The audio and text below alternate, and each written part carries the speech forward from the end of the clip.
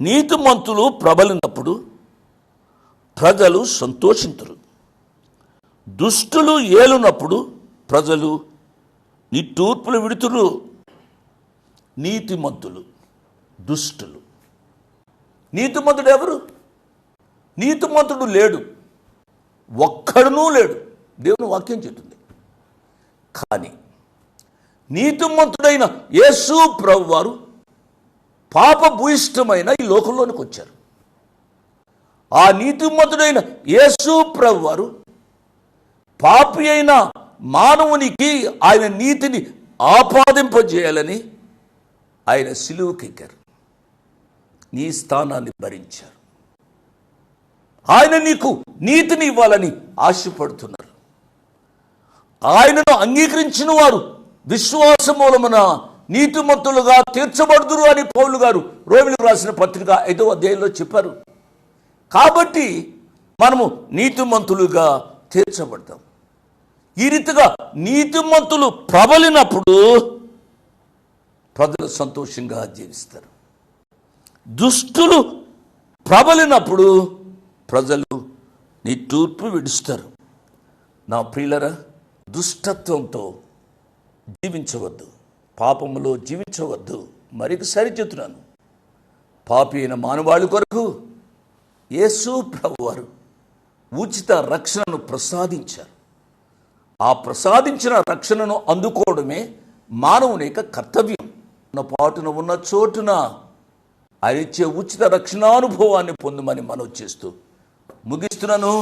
ద్వీపములు చూచి దిగులు పడుచున్నవి, బూదిగంధములు వణుకుచున్నవి. జనులు వచ్చి చేరుచున్నారు, వారు ఒకరినొకడు సహాయము చేసుకొందురు, ధైర్యము వహించుమని ఒకనితో ఒకడు చెప్పుకొందురు. అతుకుటను గూర్చి అది బాగుగా ఉన్నదని చెప్పి శిల్పి కంసాలిని ప్రోత్సాహపరచును.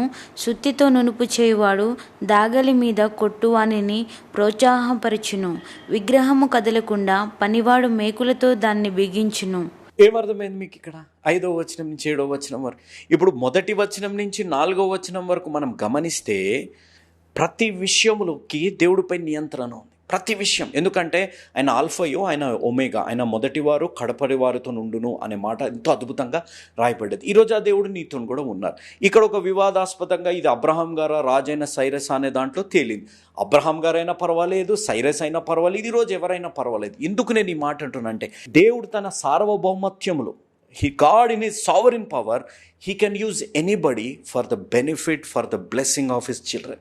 ఆయన బిడ్డల ఆశీర్వాదం కొరకు, ఆయన బిడ్డల జీవితాల్లో ఒక గొప్ప కార్యం జరగాలని చెప్పి దేవుడు ఎవరినైనా ఎంచుకొని వారిని ఒక పాత్రగా, ఒక సాధనంగా దేవుడు వాడుకుంటారు. ఇక్కడ కూడా రాజైన సైరస్ని దేవుడు వాడుకున్నారు అనేది మనం ఇక్కడ గ్రహించాలి.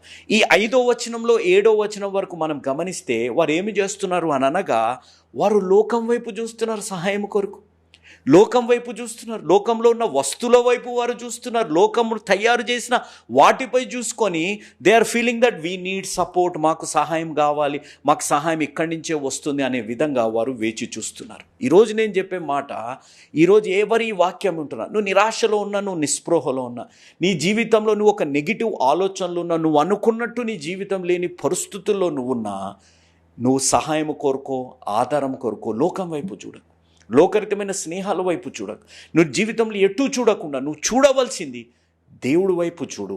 దేవుడు నీకు సహాయం అందించే దేవుడు. ఎందుకనగా హీఈస్ ఇన్ కంట్రోల్. దేవుడు మన జీవితంపై నియంత్రణ కలిగి ఉన్న దేవుడు అనేది నువ్వు మర్చిపోవద్దు. When you look up to the lord, నువ్వు దేవుడి వైపు చూడు. విశ్వాసమునకు కర్త, దాన్ని కొనసాగించువాడని యేసు వైపు నువ్వు చూడు. నీ జీవితంలో సమస్తానికి నీకు జవాబు దొరుకుతుంది అనేది నువ్వు గ్రహించాలి. మీరు ఈ వీడియోలో ఈ సాక్ష్యాన్ని, మీరు ఇంగ్లీష్లో ఉంది, వర్డ్స్ వస్తున్నాయి, మీరు వినండి.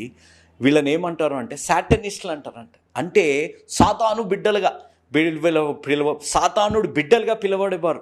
వీళ్ళలో 12,000 మంది సాతాను శిష్యులు ఉన్నారని చెప్పి ఇక్కడ రాయబడింది. మీరు గమనించవలసింది, ఈయన ఇంత ఆకారము, ఈయన ఆవభావాలు కానీ, ఈయన తయారయ్యే పద్ధతిని చూస్తే సాతానుడు బిడ్డలాగానే కనపడుతున్నాడు. కానీ మీరు గమనిస్తే ఇతను ఒకరోజు దేవుడు దర్శనం కలిగి దేవుడి ప్రేమని తట్టుకోలేక ఆ సాతానుడి అనుచరించే వాటివన్నీ వదిలేసి దేవుని ప్రేమను హద్దుకొని మారు మనసు పొందాడట. దేవుడి నామానికి స్తోత్రం. ఈరోజు నేను చెప్పే మాట, దేవుడు పరిశుద్ధులతోనే ఉంటాడు, దేవుడు ప్రతిరోజు ప్రార్థనలు చేసే వారితోనే ఉంటాడు, దేవుడు ప్రతిరోజు ఆదివారం సంఘానికి వెళ్ళే వారితోనే ఉంటారు అనేదే కాకుండా మీరు గమనించవలసింది, దేవుడి లోకంలోకి వచ్చింది పాపుల కోసము. ఆ దేవుడు ఈరోజు ఈ మనమందరి జీవితాల్లో మన తోడై ఉన్నారు అనేది మనం గ్రహించాలి.